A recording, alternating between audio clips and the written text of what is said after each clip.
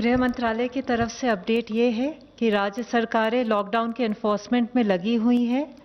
Hotspots में lockdown measures को राज्य सरकारों द्वारा और भी बढ़ा दिया गया है।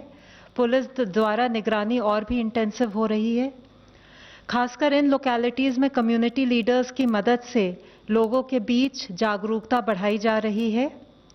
मार्केट्स में, बाज़ारों में, बैंकों में ज़िला प्रशासनों ने सोशल डिस्टेंसिंग रखने के लिए कई कदम उठाए हैं, जैसे एरिया मार्किंग और कई जगह पे बैरिकेडिंग। एसेंशियल कमोडिटीज़ और सर्विसेज की स्थिति संतोषजनक है। जैसे मैंने कल बताया था, क्योंकि संभावना है कि कुछ लोग ब्लैक मार्केटिंग अथवा होर्डिंग करें, होम सेक्रेटरी ने सभी चीफ सेक्रेटरीज को लिखा है कि वे एसेंशियल कमोडिटीज़ एक्ट 1955 के प्रावधानों का उपयोग करते हुए ये सुनिश्चित करें कि एसेंशियल गुड्स उपलब्ध रहें। राज्य सरकारें कई कदम उठा सकती हैं, जैसे कि fixing of stock limits, capping of prices, dealers के अकाउंट्स का इंस्पेक्शन इत्यादि। जैसे कि आपको पता होगा, प्रधानमंत्री गरीब कल्याण योजना के अंतर्गत सरकार ने 1.7 लाख करोड़ रुपए की राहत पैकेज की घोषणा की थी। इसमें एक कंपोनेंट था बिल्डिंग और कंस्ट्रक्शन वर्कर्स के लिए। 3.5 करोड़ पंजीकृत बिल्डिंग एंड कंस्ट्रक्शन वर्कर्स को सहायता देने के लिए राज्य सरकारों को आदेश दिया गया था कि वे building and construction workers welfare fund यानी कि भवन और अन्य निर्माण श्रमिक कल्याण कोष का उपयोग करें। इस कोष में लगभग 31,000 करोड़ की राशि उपलब्ध है। राज्य सरकारों ने इस निर्देश का क्रियान्वयन आरंभ कर दिया है।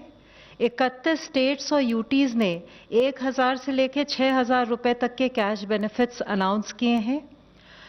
2 करोड़ से ज़्यादा श्रमिकों को लगभग 3,000 करोड़ की राशि दी गई है। 29 लाख श्रमिकों को फूड रिलीफ भी दिया गया है। आशा है इन सब मेजर्स से हमारा लॉकडाउन इफेक्टिवली इम्प्लीमेंट हो पाएगा। धन्यवाद। आईसीएमआर की तरफ।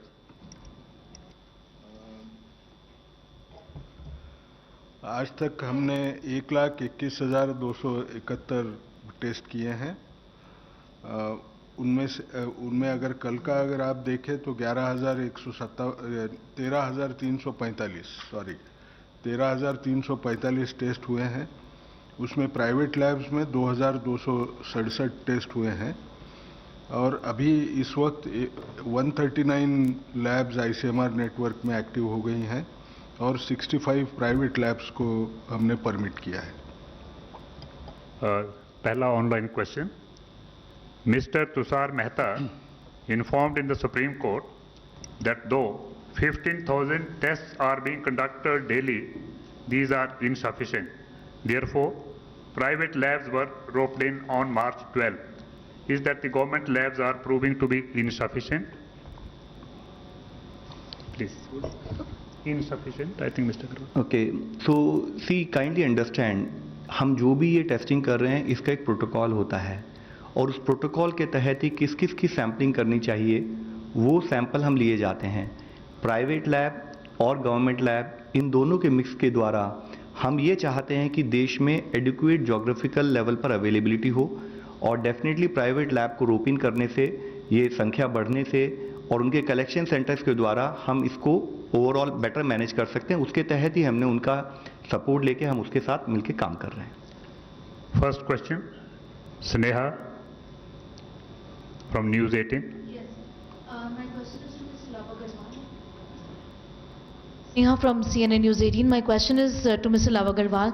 In many hospitals in Delhi and elsewhere also in Mumbai and Jaslok Hospital and other hospitals, we've seen patients who have come to the hospital for something else are in fact coming in touch with medical staff, doctors, nurses at the hospital, and they're infecting them inadvertently with COVID-19. Later on, there is a realization that that patient was actually a carrier of COVID-19 but had come to the hospital for something else altogether. What is the government going to do to check such cases? Ma'am, as I have been mentioning, and I am sure all of us are aware, we are actually dealing with a very huge challenge. And this, the infectious disease which we are dealing with, it is not only putting India into a very tough situation. Across the world we are facing this challenge right now, And this is a major area of concern for us, because in this particular infectious disease, not only people who are symptomatic, at times, though the percentage is less, but it has been noted that even asymptomatic person as carriers may also pass on infection. This challenge has to be basically focused in a manner where all of us ensure that the required social distancing measures are followed so that we don't end up passing infection. So we are looking for a major behavioral approach, behavioral change within our approaches of how we manage. Linked with that is the issue also that even at the hospital level, as I have always been explaining, the focus on infection prevention and control. You had been asking me about this question, whether in certain cases some healthcare professionals have also got infected, and I had been telling that yes, minuscule portion has also been getting infected. Our major focus is to ensure that all such required infection prevention and control practices are followed in all the hospital, and that is why, if you would kindly see, in almost all my briefing I keep highlighting and emphasizing our focus on the training at the field level.